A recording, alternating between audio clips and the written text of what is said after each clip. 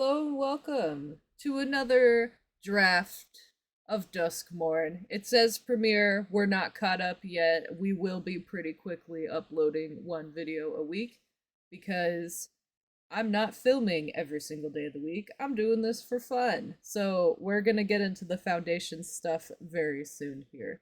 But in the meantime, I hope you're having an absolutely wonderful day, and I hope you will have fun drafting this set with me because, like I said last time, I really, really like this set. I seem to do okay with it.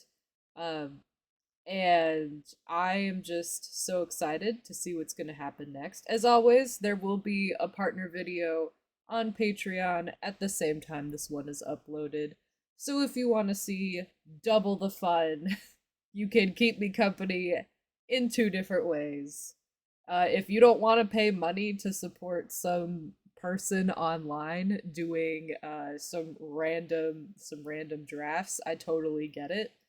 And no hurt feelings, man. You can't hurt my feelings. This is past me talking on a microphone. And we're just here to have fun, you know? Just here for the good vibes and potentially mediocre magic. Although I have some pretty great moments. I love that I found Valgavoth.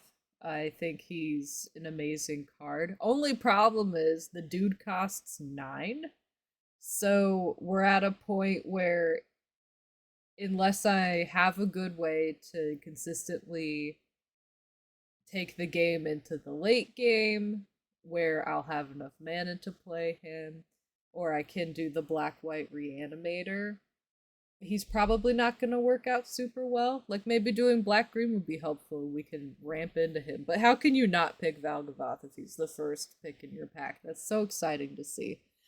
I'm following it up with a really good uncommon removal spell, the Nowhere to Run. I like it because there's a lot of creatures it can hit in this set, and it does take away the ward and the hexproof, which Magic is still making a lot of cards with ward on them, so it comes up more often than you would think it would be useful. Also, there are like quite a few things that care about enchantments in this set. So if we get like some Bale Merc leeches just as some good placeholder creatures in the lower mana ranges of costs, like they'll actually care because Nowhere to Run is a enchantment based removal, which is kind of nice. Right now I'm just trying to check on like who the heck is going to be taking the long time on the packs because there's always one guy that's thinking way harder than the rest, which might mean they're winning way more than the rest, or it could not. So, shout out to all the people in my pod, I suppose. And there's no more like excellent black cards in this pack, so now I'm really thinking about what may be good to either just transition into and ignore these two black cards or like get into a multiple color deck. So I'm looking at the surgical suite here because it's part of that black white reanimator package in a way. And the 4 cost side of the room, the hospital room, is just a really solid card that can help you punch through with damage and grow your creatures. So we'll take that for the time being. We'll see if we can get any like of the really good other reanimator pieces. So if we can get the Rite of the Moth reanimation spell or the Shroud Stomper or literally anything useful, not peer past the veil for sure. I think it has a time and a place, but I don't think it's in draft and very much not this draft. So I'm thinking about the Seized from Slumber, but there's also just a really solid murder card here. And even though,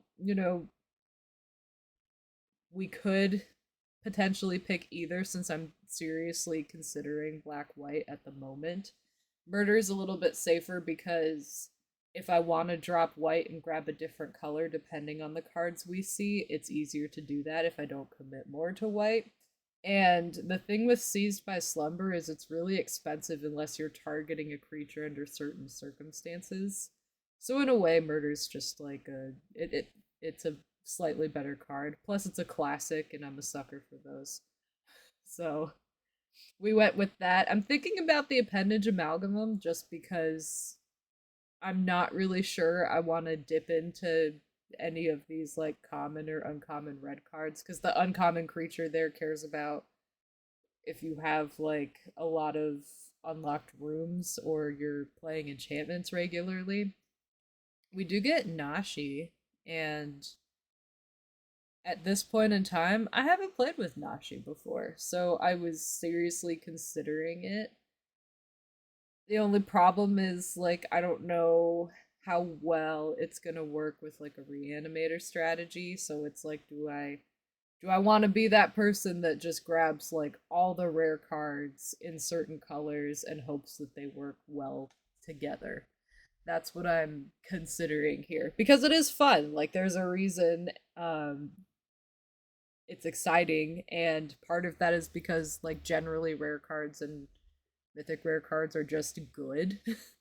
But part of me is thinking like no, I don't want to do three colors and I don't really want to shift into blue because it might not be like as reasonable to get Valgavoth off the ground. Whereas if I can just pitch him and reanimate, it might be a little bit easier to play him. And then, of course, there's like the blue black dual land in the pack for if I just grabbed Nashi, but you know, it's okay. There is a black white dual land, and instead I'm stuck here staring at the gazebo. And the reason for that is because green does have ramp, so it could accelerate me into Valgavoth earlier if I managed to lean into green. So I was considering it just because, like I said, when we first grabbed him in the beginning, that was the other most viable option. I mean, it's draft, and sometimes the games can drag on. So there's a chance you could just get enough mana for Valgavoth in like any color scheme, honestly. But I'm thinking about which way would be the best way to reasonably get there more consistently. And I grabbed the dual land just because I'm not sure what my color base is going to be specifically. And I didn't see a lot of other cards that I thought were necessarily worth taking. So it's kind of a way to just preemptively potentially keep my options open. So I'm looking at Winter here because I also haven't drafted Winter before. I have my thoughts about him. There is a Rite of the Moth and a Shroud Stomper, and I wanted both of those.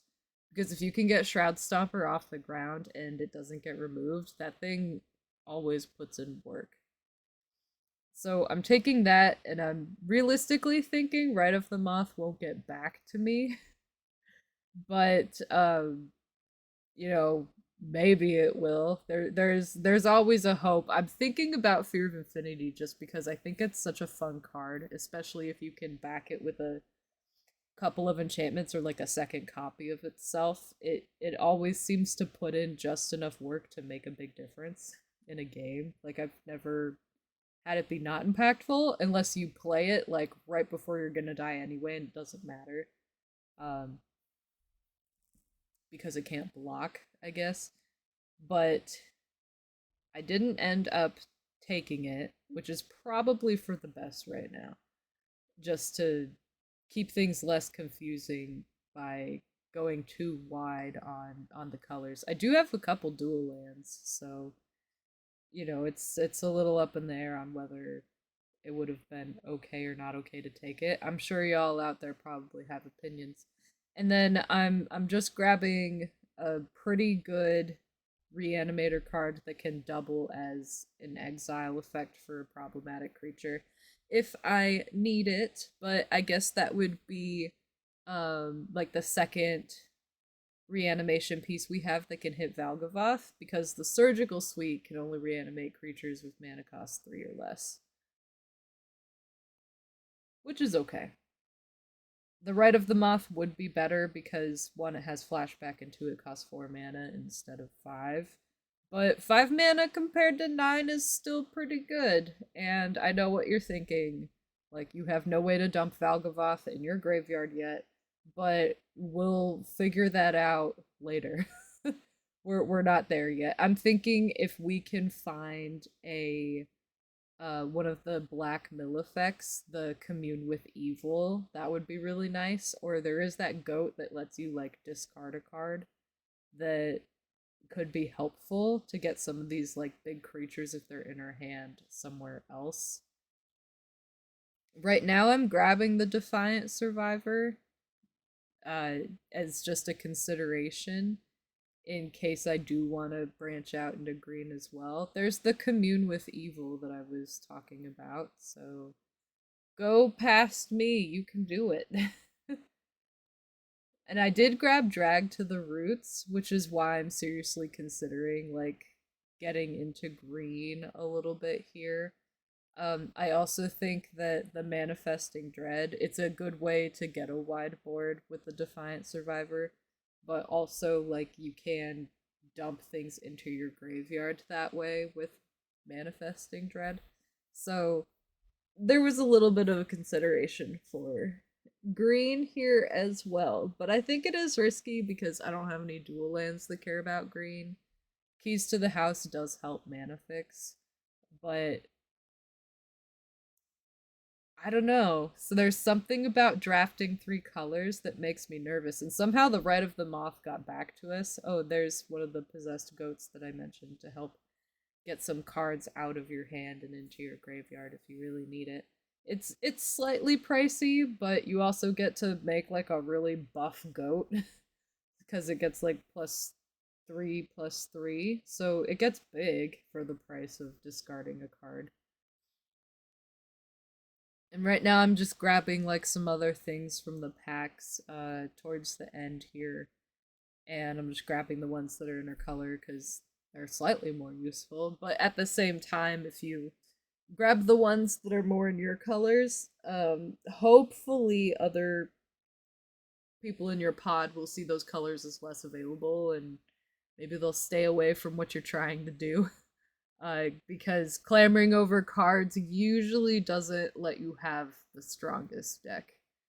But we'll see what happens when we kind of turn stuff the other way. I think getting a couple leeches here is kind of nice, just because it does fill out the 2 mana cost position with like some okay sized bodies um, to help in the early game. And if you have them out and you play a couple enchantments, it can get enough points of damage through to make it a little bit significant. Like if they add up to 3 or 4 points in like the mid game, that can be enough to apply some pressure to your opponent. And the person to my right is thinking pretty hard. What do we have? So we got dissection tools, which I always love seeing. I think having just a colorless thing that can turn into like a beater with lifelink is really nice, because as long as you have the quantity of lands to play it, you can. And that can be really helpful in draft when sometimes your mana base gets a little bit janky.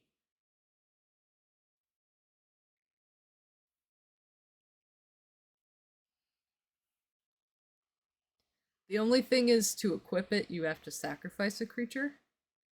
And I don't have a deck set up to have a lot of little creatures to sacrifice.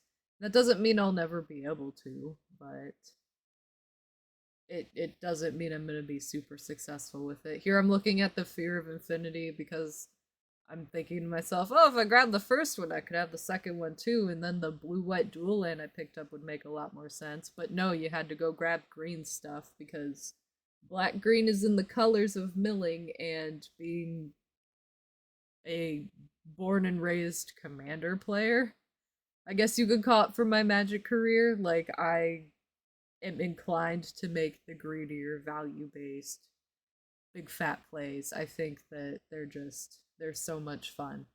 So sometimes I have trouble with grabbing like more responsible or more, I guess, like toned down things that are maybe more mana efficient but less flashy or like value based engines. And I almost grabbed the blue overlord here, not necessarily as like a serious I want blue, but just because there's a chance with that dual land that it could be played. But then I noticed, it needs two blue pips for the reduced cost where it comes in as an enchantment for a while and as the full blown cost. So maybe it would be okay, but at the same time it just seemed a little risky. So here, because I grabbed some green cards I like, and I have the black cards I like, and I have the white cards I like for the reanimator effects, I thought, why not just go full three color and grab some green and white cards too? Like, Rip is a sweet card when he gets going. Um, so I kind of figured, well, I got Rip and I got the Defiant Survivor, and those are two of the best cards you can get if you're trying to do green white. And maybe I'll lean into it since it seems like no one else wants to, because if no one's leaning into those colors, sometimes you can pick up some really good cards and make a really good deck with it. I grabbed a second Shroud Stomper. We'll see about putting it in the deck because now I have three things that cost 7 or more mana, which is a lot. The Resurrected Cultist it's an okay 3-cost card, and it is a creature you can pull out from your graveyard, but I decided to go with the Moldering Gem just to help with the colors of mana that I need and finding those, having them available to me, because I only have the one applicable dual land, and we are halfway through pack 3. So the chances of me getting more things to help out my mana base are pretty slim, which is probably a silly move on my part, but we're here to have fun. I'm not trying to qualify for like a pro tour or anything crazy right now. Why not do some silly things? And maybe I'll do the silly things so that you don't have to, and you can be super serious about your drafts. I don't know.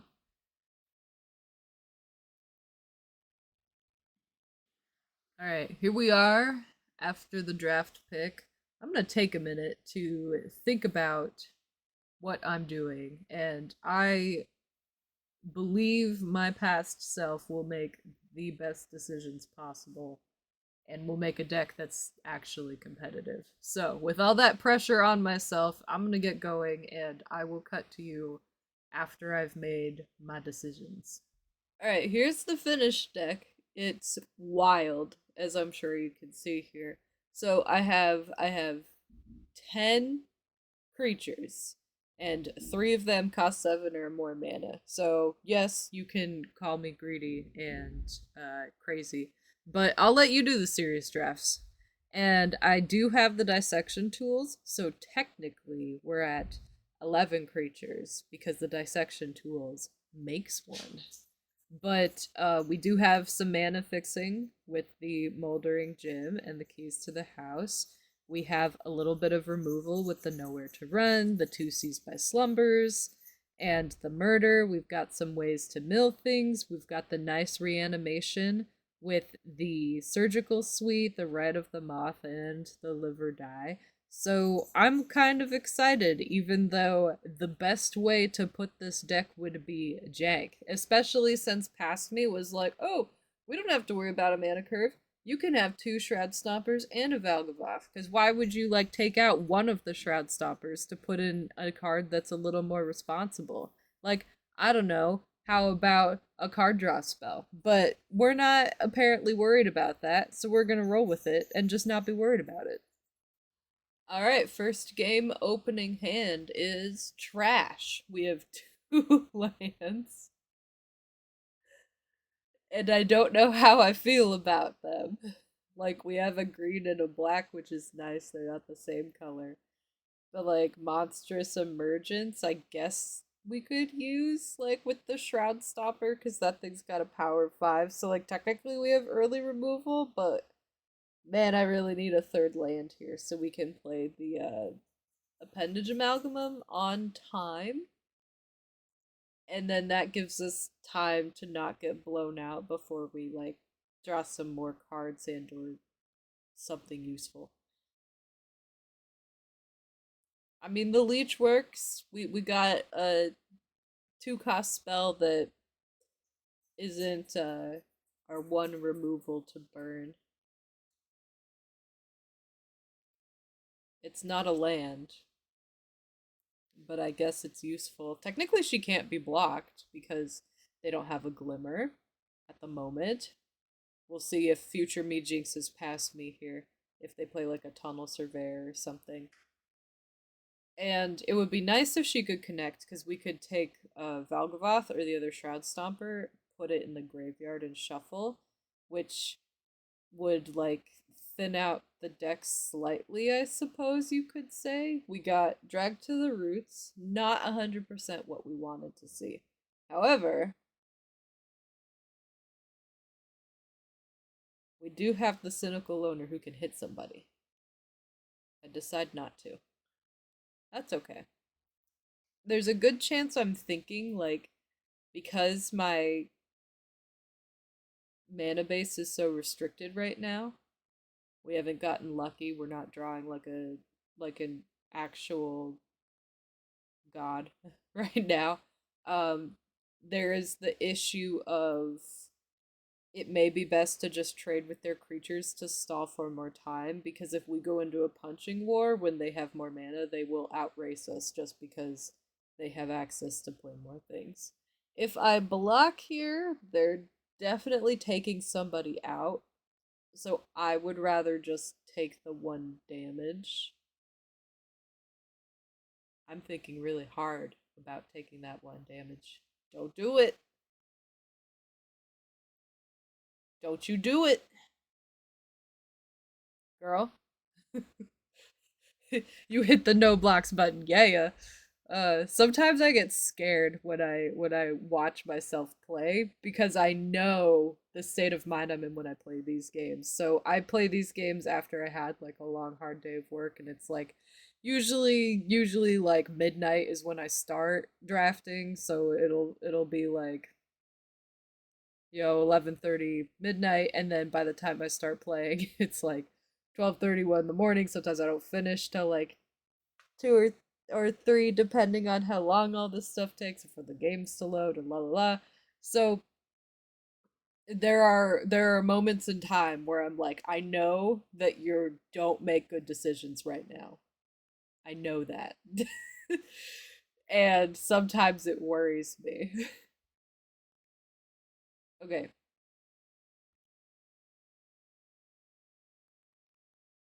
I think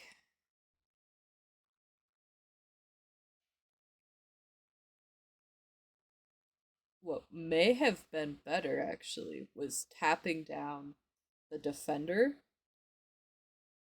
and getting them to potentially block with the cat. Maybe I thought they wouldn't. Maybe I thought it wouldn't be that valuable because like the cat shows back up as an enchantment, but it would be 1 more power off the board on their side if they did want to trade that way, which would help us out in the long run. All right, well, we drew land, that's helpful. It doesn't come in untapped, which is probably what I was like taking a minute looking at that card thinking about. And my mouse seems frustrated at their cat. There's a chance I'm thinking about, do I keep the appendage amalgamum, put it in at flash speed, trade with it, so I'm using it like as like an odd removal spell, or do I just play the monstrous emergence and get it off the board with the creatures I have in hand? And I think I'm going with the creature version. So we're gonna pass. We're gonna see if they swing. They swing with the cat. I don't know what they're afraid of with that lost teeth. Maybe they just want a blocker.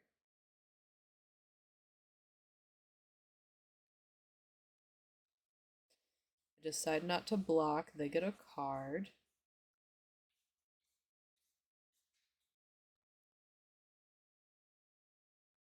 Little Phyrexian Fox. I like the laser blast tail. They're still thinking maybe they got a counter spell. If they do, nothing to do but sludge through it. And they don't. Okay. We hit them for one. Does us a lot of good right now. Now what? What now? What do we think about? So we can play dissection tools. We could have equipped the bat. We're gonna surveil. Surveilling might be nice. I mean, commune with evil is pretty good. If we play dissection tools, we don't get to have it. So the question is like, how much do I worry about that? We could also play drag to the roots. We're finally getting their fear of lost teeth out of here. It's an odd trade though, because it's 1 power for 3. Do we try to get rid of the cat now? Or do we do it on their turn? Or possibly my end step.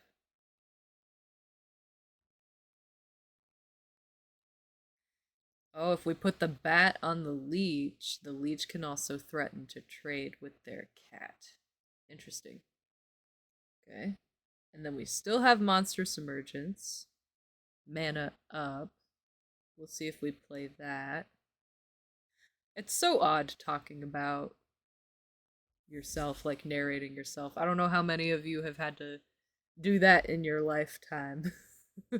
They're drawing even more cards. I wonder if I'm just gonna get them to deck themselves. Because with the draft decks only having 40 cards in them, it's so much easier to draw through all of it, especially when you have a powerhouse of a card draw card like the Enduring Curiosity. Oh, okay, they're gonna hit me, aren't they? I mean, if I were them, I would attack. What? Why not? You know. All right. Maybe I'll finally do something about it. Because I've been holding off on my removal spells for a minute here, but being at 7 life, it doesn't feel super great. Alright, they didn't want either of their lands. I can't imagine why. So Commune with Evil does gain me 3 life. That can be a little bit useful.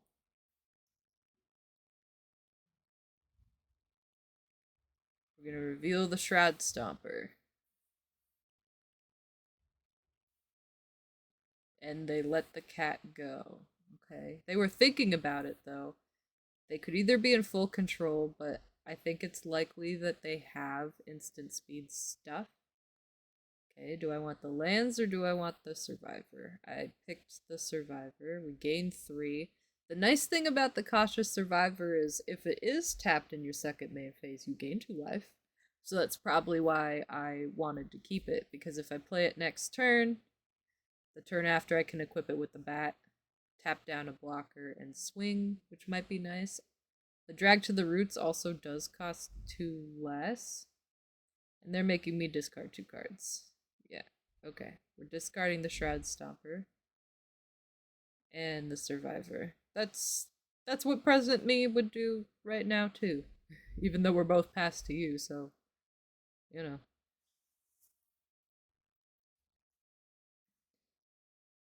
That's a bugger of a card. Yikes.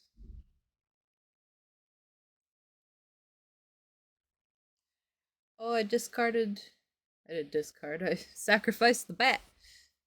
So I can only do 1 spell right now. Because I conveniently have 6 lands, not 7.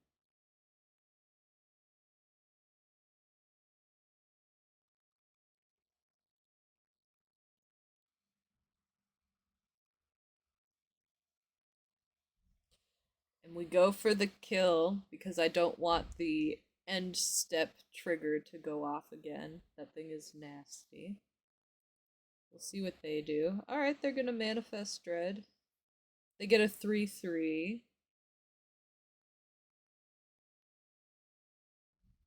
which would be smaller than a dissection tools. Here we go. Let's see if we get lucky with a high valve boss. Well, we played him, and he's a creature in some way, shape, or form. They glimmer burst again. How many cards are in their library? 11? Okay.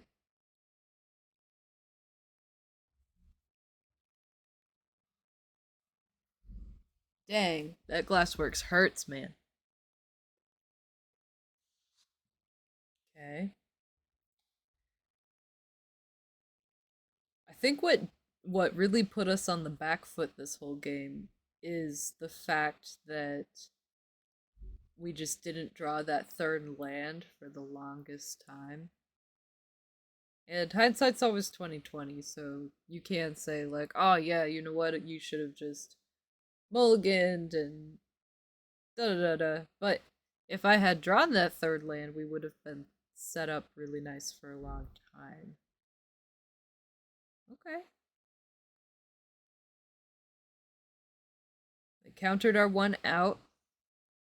So we play a land and we let them swing in, or we just concede because they're dirtling. That's fair. Good game, though. And we're back with our second game. Guess what looks familiar? Those lands. So again, we just have two. This time I don't like it. Now we have two again. This is why I'm like wary of mulliganing. Because it's like, oh, you can have the same kind of like issues in your hand, but you also get one less card. Have fun. And that just always feels so bad. But I guess sometimes it is responsible. It gives you better statistics of actually drawing good hands, but it feels so bad when you get stuck with the same junk and just one less card. So I'm thinking, do I want to play the Defiant Survivor or would I rather just commune with evil? And at this point, I kind of just decided like if they have removal, they have removal. Now, if I communed with evil last turn, Valgavoth would be in my graveyard. And that's probably something that I'm a little kind of grumbling about. But with Valgavoth in my hand, that monstrous emergence actually did something. So now we get to manifest dread.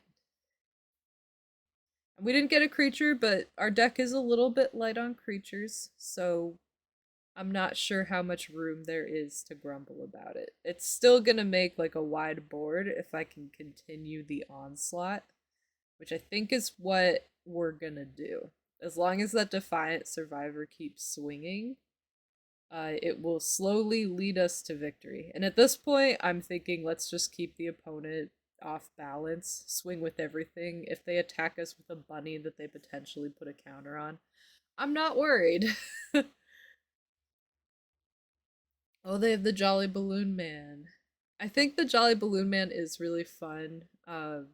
He just takes a minute to get going because you need another creature and that does something when it attacks, enters the battlefield, or dies. And you do have to tap the Jolly Balloon Man, so you're kind of like down a blocker and you just get like a 1/1 for utility. With the right cards, it can do a lot. In draft, it always just seems to not quite get there. And I think that's just because of the fast pace that drafting demands and the fact that you can't control if you're going to get the creatures that pair up with him best. And good game to them. They did not like that removal spell. Jeez. Here we are. Game number 3. look at those lands, and to follow it up, we have a slow hand. So at this point, I'm thinking like, do I want a mulligan for a chance at a faster hand when I know that this deck is janky because I'm greedy? We don't even have the second black to play murder, so it's kind of a wild ride right now. But with how the other two games I just started with two lands, I was relieved to see four. It's just like a breath of fresh air. So we'll see what we draw into. Commune with Evil is great. I've been noticing that card like has been able to help carry me a little bit just because it can go fetch whatever I'm really in the lack of. We have the second black so we can actually play murder, which is good for us.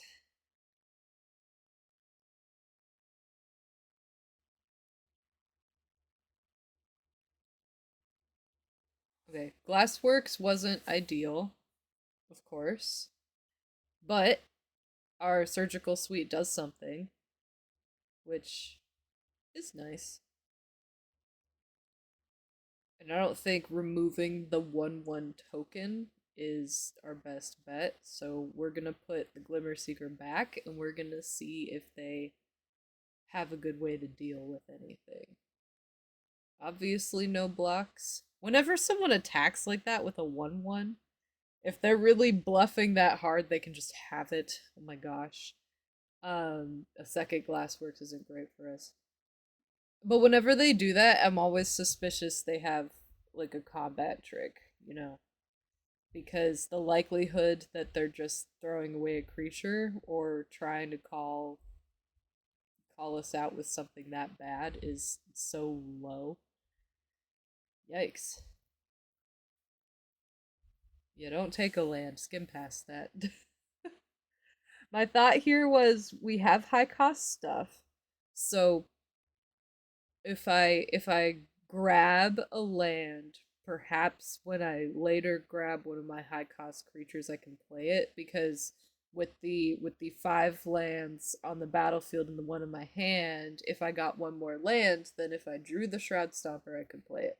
But the problem is that a land isn't like a useful spell, and with the four in my opening hand and drawing a couple more, you can see the difference in hand sizes from myself and the opponent, especially since I went first, then they already get to draw like an extra card.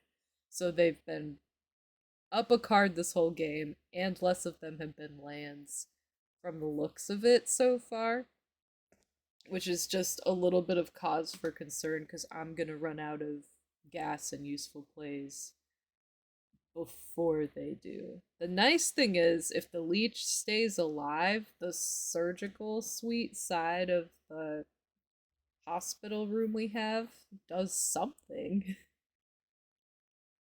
Yeah, so I'm gonna say no blocks. I'm gonna let them hit me. Let's see what else they do. They're unlocking the room, so at the beginning of their end step, I take a damage. And I drew that land I was talking so much about anyway. Gonna unlock the suite, gonna deal a damage to them. We'll play the baseball bat. We can't equip it like mana wise if we wanted to put it somewhere else, but I love that the equipment when it enters gets to go auto attached to somebody. I think that's like a nice include to make things feel a little smoother. They have their own hospital room. So I suppose we're racing. The terrifying part about racing a red-white deck is it's built to race, and mine necessarily isn't, which makes this a little bit scary. We have Monstrous Emergence in our hand, which is a little bit sad because we don't have a creature to make it do a lot of damage with. But that doesn't mean it's like exactly useless. So we'll see what past me does here. I'm wondering if they're trying to just ride this dang bunny to victory and if it's time to just hit it with the murder. I guess I think so here. We'll see what they have. Turn inside out. Okay. So they want to get another creature off it, which means they have something in their hand that's expensive, or they don't have a lot of creatures. Okay, they had a creature. Yikes. Yikes. Alright. I have enough mana to do Monstrous Emergence and the Amalgamum.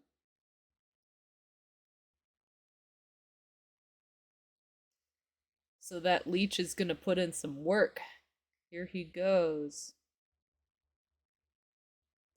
We attack, we tap down their creature. At this point, racing is really my best bet. I don't have a lot of life gain built into this deck, except for those high cost creatures we are not drawing. I would love to draw Shroud Stomper right now. And we have a flash speed blocker, which is really nice.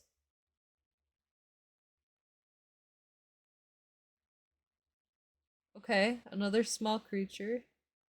Widening their board, unlocking their room. They're gonna try to burn me out by just attrition, I suppose. Yeah, we'll see if they attack, but it looks like they're stalling for time if they're putting the power on the summoning sick creature. So we'll put out our other creature.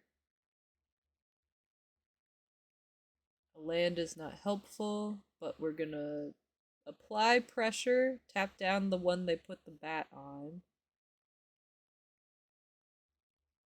Spread out the damage so that both our creatures live. At least Rip would be a good draw.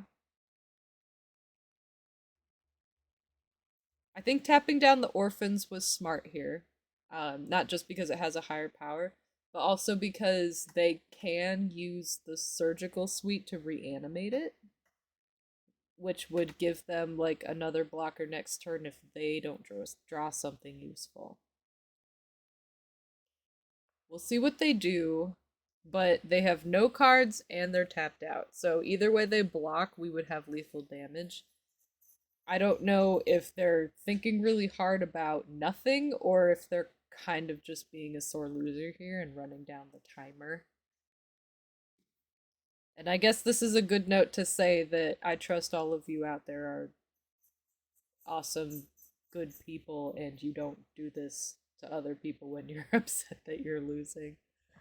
Because wasting someone else's time like this when everyone's just trying to have a good time is so lame. But if this is what they do, I'll cut to when they're done doing this and we'll move on to another game here.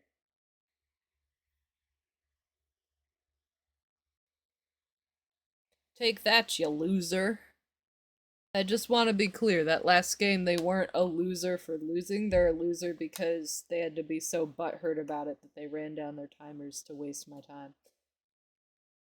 Which is, in fact, a loser thing to do. So I kept this hand just because we actually got 3 lands and 2 colors, and I was just like grateful to not get stuck with a hand with only 2 lands again. It's a little bit slow. Oh, now we have all 3 of our colors. We do need a second black, otherwise we have 2 dead cards in our hand.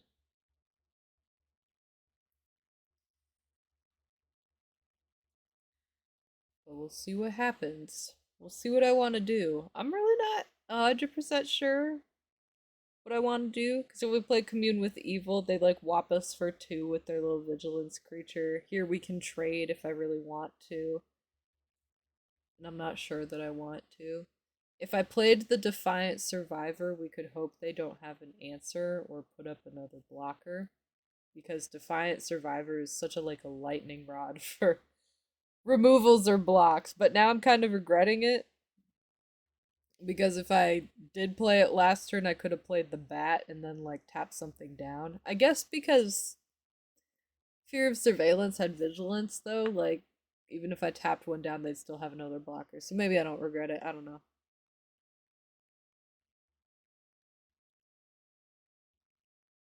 Okay. We also have Red of the Moth, so if I go out swinging like Kraken with the Defiant Survivor, I could reanimate it. Like we could trade with a creature and then reanimate the thing and do it all again. Yikes. We picked the land instead of the. Oh, I see what I'm doing. Okay, that's cool. Never mind. I was gonna say, like, the Nowhere to Run would have been good, but now I can choose to tap down the 3/3, and we do get a manifest creature. Okay. You know, it would have been really nice if that plains that we grabbed. No, we wouldn't want it to be a swamp because then I couldn't play the bat. Never mind. No, don't take him. We need him. The dang thing has ward.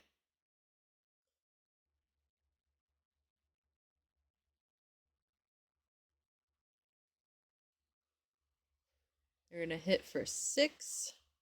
Good thing we gained some life. Yikes. Oh, and the Shelter by Ghost gives lifelink. Yeesh. Okay.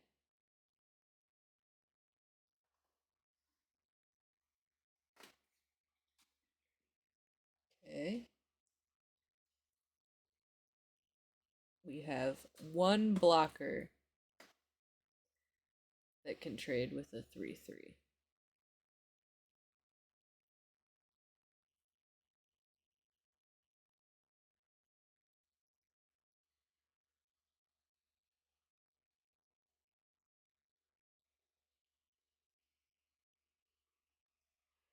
We will make that trade. Try to give us some time.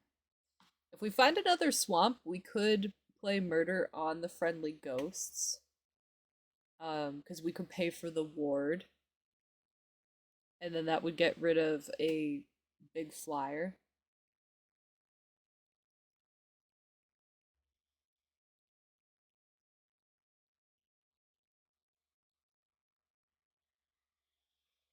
So I discard the Red of the Moth because I can do flashback, which makes it feel a little bit less like I'm losing a card. Unfortunately, this game is not being kind to us.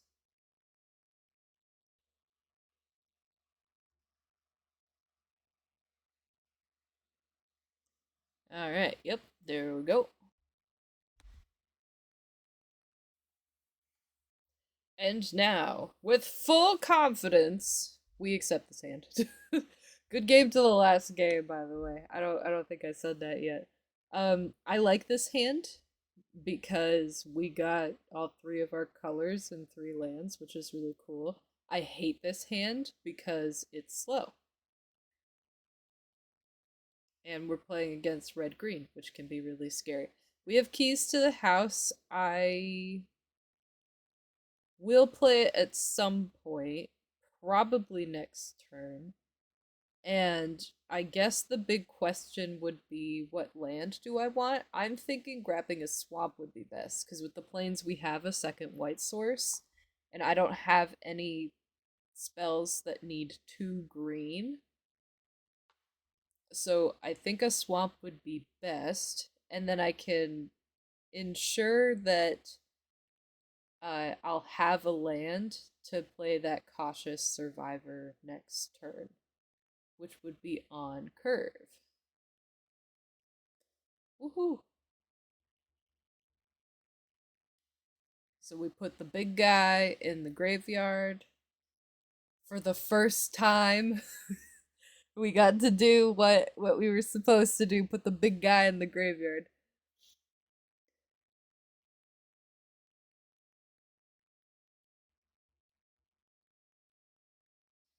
They play a death touch creature.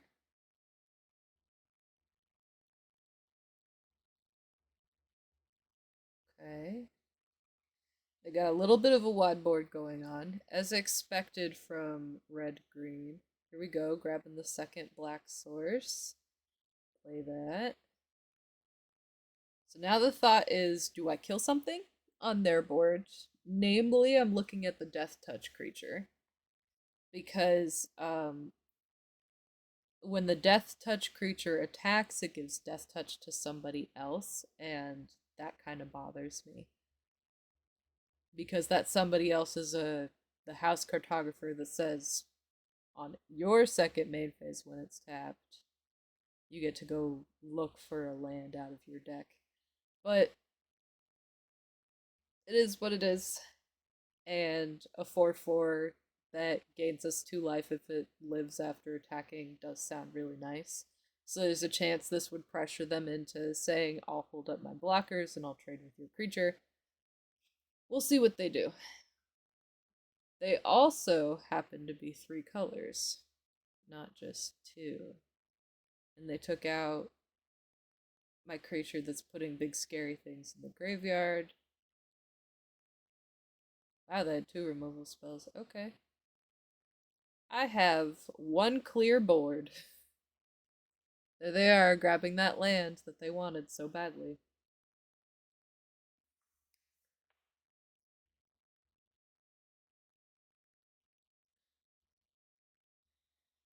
We're gonna find a land. We're gonna play that land. Drag to the Roots isn't instant. So we'll wait for their turn to see what they do.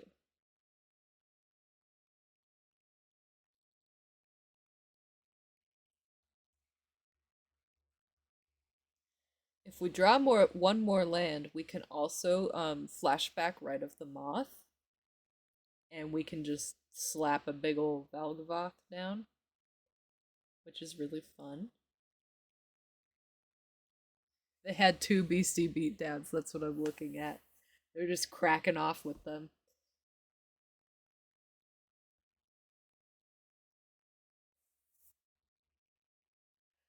They hit me for 4. They get to grab another land. This person is not going to have mana problems this game.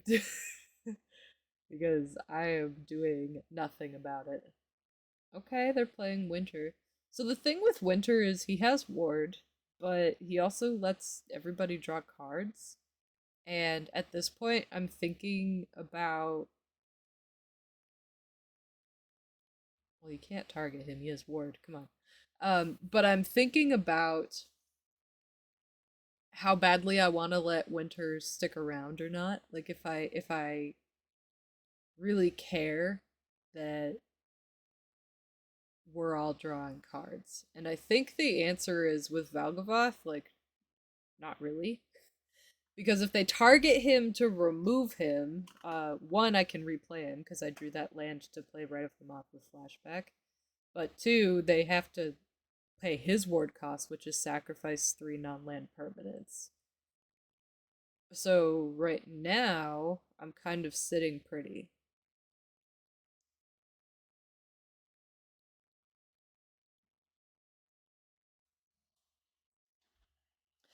And for the first game this draft, we did what we set out to do when we picked Valgavoth. We got to put him in the graveyard and then take him back out for cheaper, which feels pretty good. So this draft I'm considering a success.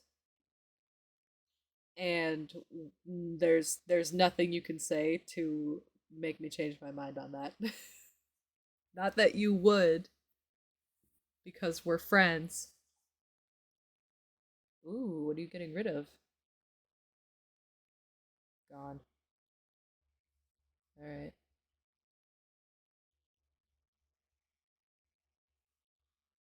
So they want to keep the creature that gives them lands, and they want to keep Winter who draws them cards. Okay. Rite of the Moth. Here he comes. He's back. Pesky big boy. He does have a finality counter.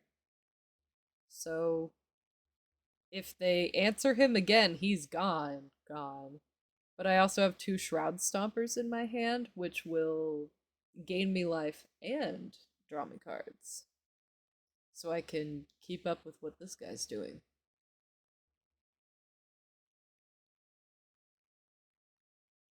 Draw a card, then you would put a land card from your hand on the battlefield. I don't know what they're ramping so hard for, but they're doing it. I don't think Fear of Being Hunted feels good to play against an untapped Valgava. There's also, like, little to no reason to not attack.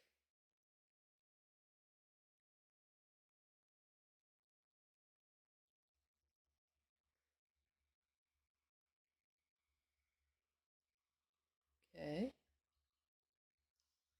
At this point, I said, you don't need any more cards. And I think I did that just because I don't want to get slowed down by removal. And I want the power imbalance to stay big enough to where, like, I'm gaining extra life every turn. Alright, good game.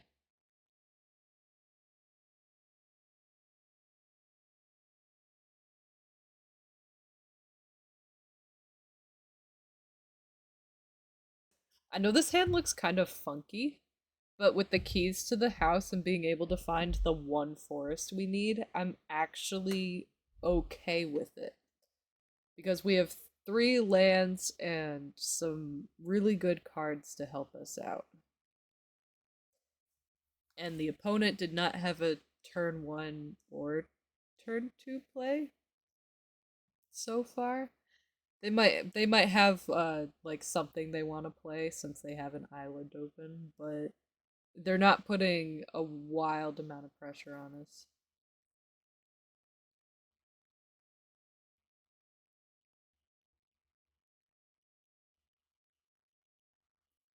All right. They're doing the classic Manifest Dread blue green deck. I don't know how I feel about that deck. I've seen it work for other people. But I've also seen it run the massive risk of just milling yourself out because every time you manifest dread, you're going through 2 cards, and that can add up pretty quick in a little 40 card deck. So I'm considering playing the Moldering Gym here because I don't have access to any white mana yet, and that makes me a little bit nervous.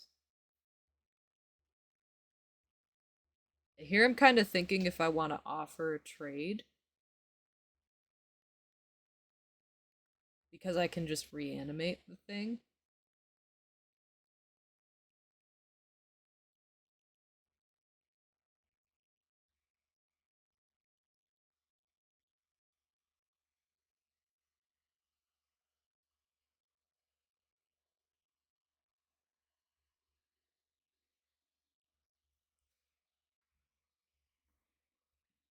And somehow we're already at the 6 mana.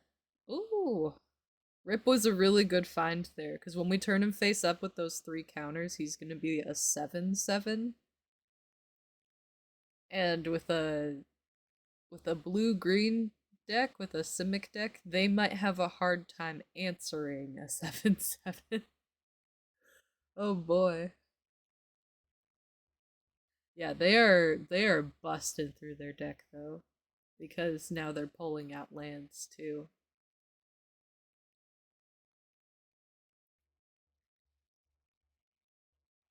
So the surgical suite I'm looking at because it's a more efficient way to pull up the Defiant Survivor that we offered up for a trade. Jeez. Choose up to 4 with different powers. Okay. So here I'm thinking about which ones I want. I can take all of them because they all have different powers. I mean, I'm gonna have to discard some cards because now I have like way more than 7.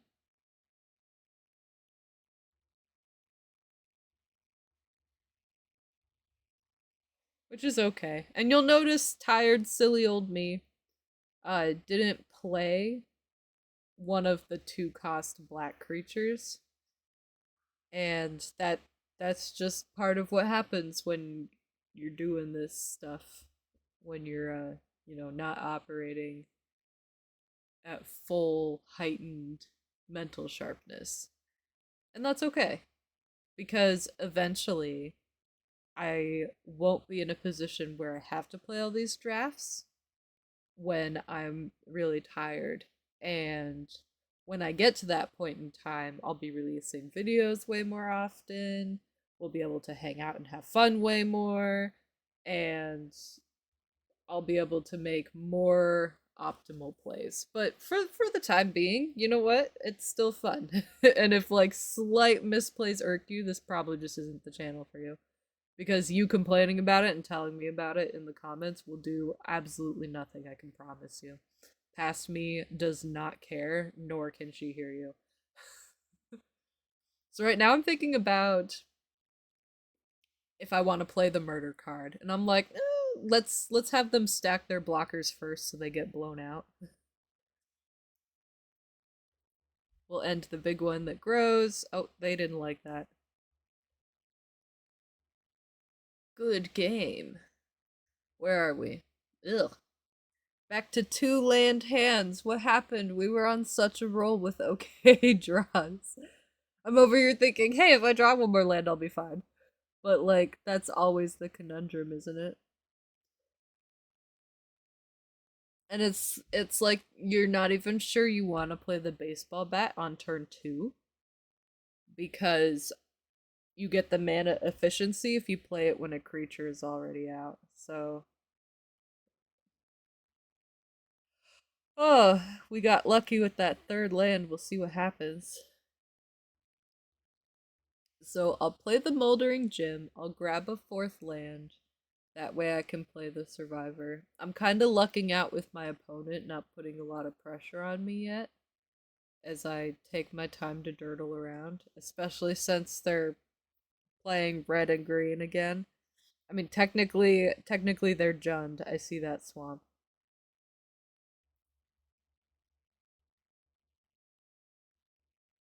So we got our 4 lands. I went with a second black source because we do have cards like Murder and Liver Death that like that. And I think that that was a pretty okay way to go here. That's what I'm talking about with that red green. So I have a couple creature options.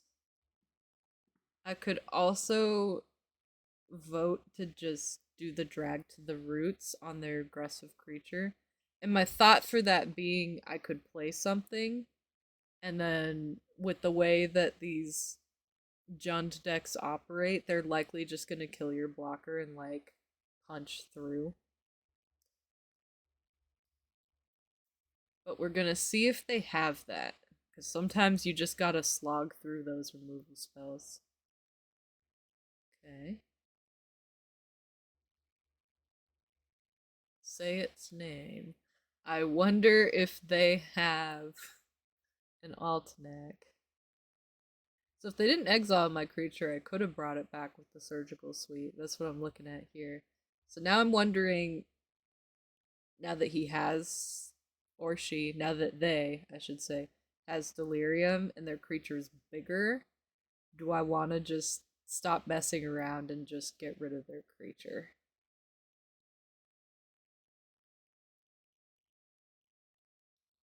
And I think that's what we're gonna do.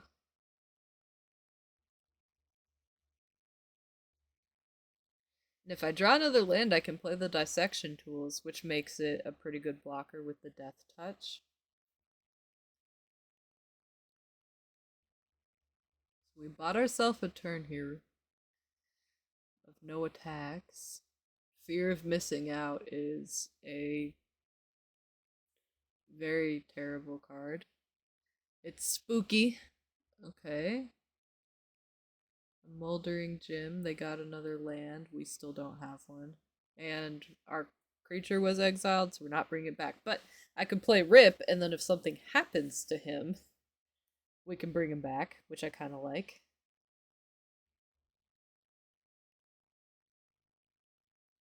I'm seriously considering the cautious survivor here because the gain 2 life when you're facing a more aggressive based strategy can be really helpful.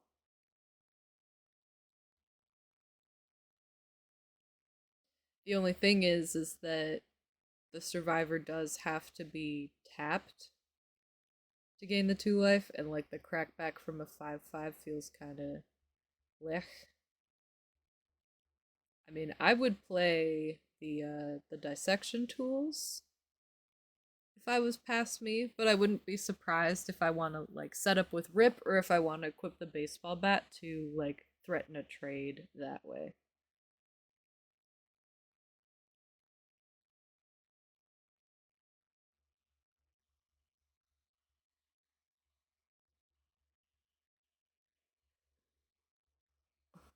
2 seized by slumbers. Oh no. I could have used both of those. Yikes. That's how it goes though. Sometimes you just don't get what you want. And I doubt this opponent will ever have mana problems again because they have 2 of each of their colors.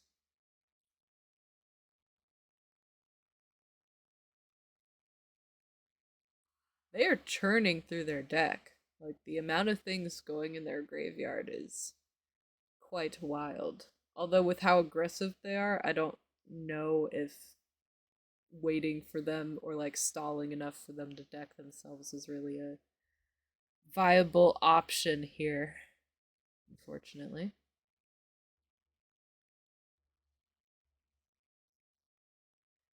Alright. I'm gonna be honest. At this point, it's probably like 1:32 in the morning. There was no reason to double block. Like we could have just shoved the dissection tools creature in front, and that's probably gonna end in me throwing this game. And that's okay because if we're at a spot where we're making these kind of decisions, maybe we need a break. So now I'm thinking about what I want to do. It's really a bummer we passed by both the Seas from Slumberings. I think unlocking the Moldering Gym could be nice because we'll have a blocker that's just as big as their manifest creature. Because we don't have like the right colors to play like Rip and the baseball bat. But we go with Rip, and I think that's because there's a chance we could be able to like draw out of this if we get to pull some really good cards with him if he swings.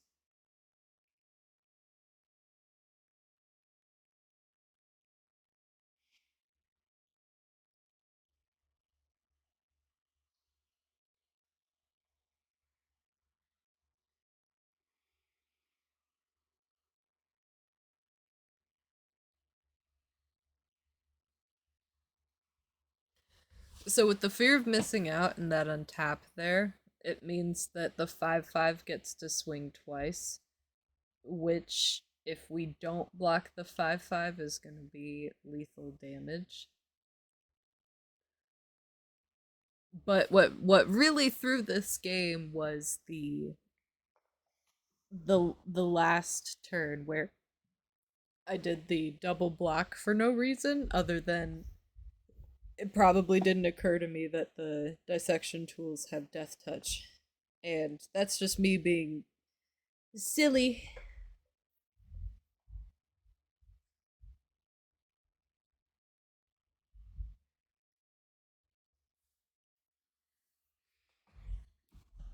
I do like the way that I blocked this though, because I got rid of the 3 power creature and the chump block instead of chump blocking the first time around and taking more damage. So we'll see what we draw, but you know, this deck doesn't have any board wipes.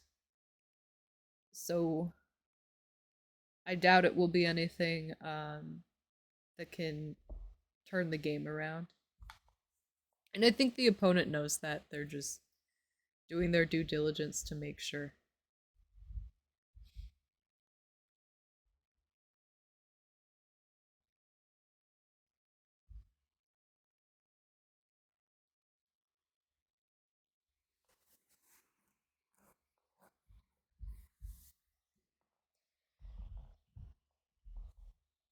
So I can reanimate a creature and then I can play another one. I have two chump blockers, but even so, I don't think it's enough.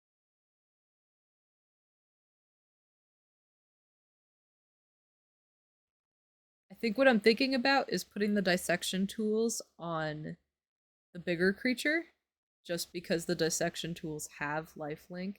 And it's a little risky, but like we're already in such a bad spot that if they have a removal spell, they have a removal spell, you know?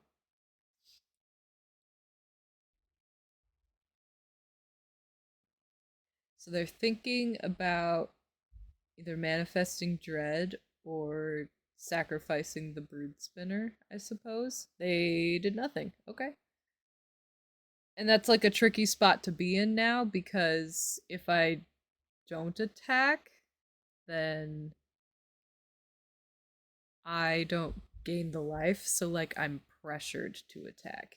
If I tap down the 5/5, then even with the double block, they can't kill me. I think the thing here though is like even if I attack, they can chump block with the brood spinner and then they can double attack back and then we're in this whole mess anyway. Like I gained the 2 life, I guess, but you know, at this point it's time. It's time to go to bed. And I would just cut the last game out because I'm sure for some of you it's like it's painful to watch and I think there are some lessons to be learned here anyway. But I do want to mention though that if I cut out a game just because I made some silly mistakes and it didn't go the way I wanted, it doesn't feel as genuine. And I know there are people out there who would say, why didn't you show the last game? Like, you should show it anyway. And, like, for those people, I wanted to keep this included. So I still made a chump blocker that has lifelink, but they have 6 flyers. So if I was the opponent, I would just swing with those and then pass. Say, okay.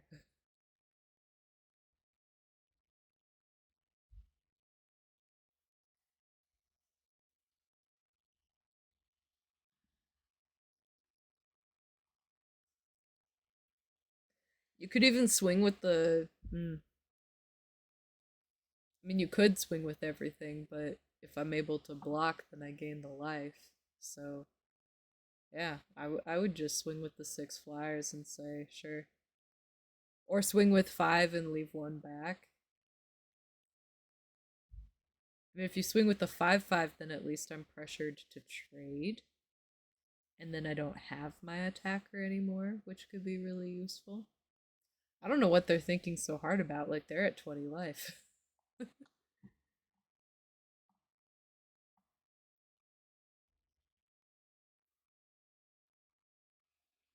Alright, they're gonna manifest dread. Sure.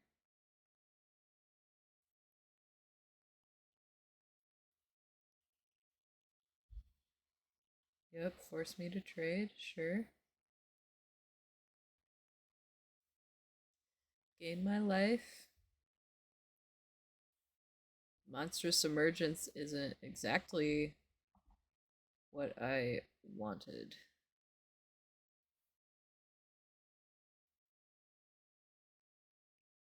So at this point, there's not a lot left to do. And I'm just making sure of that. And that's okay. There doesn't always have to be a lot to do. Two lands. So with those two lands, that was kind of showing me that it there wasn't a lot I could do because my next draws I was drawing dead anyway.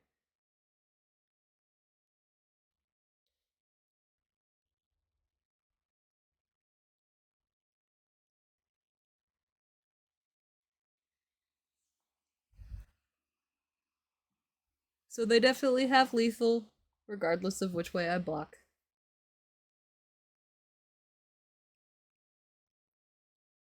Well, even with the silly mistake in the last game, I still think this was a super fun run. It's always interesting to play a deck that doesn't have like that canonical mana curve of a lot of very low things and it peaks out at 3 or 4, which I suppose we still kind of achieved here, especially when you consider the Seized by Slumbers usually play on the mana discount when they only cost the 2, and then the rooms aren't actually like 7 plus, but normally I don't see a lot of people play a draft deck with 3 cards that are 7 plus mana, and I know there are those of you out there who are gonna say, yeah, and there's a reason for that.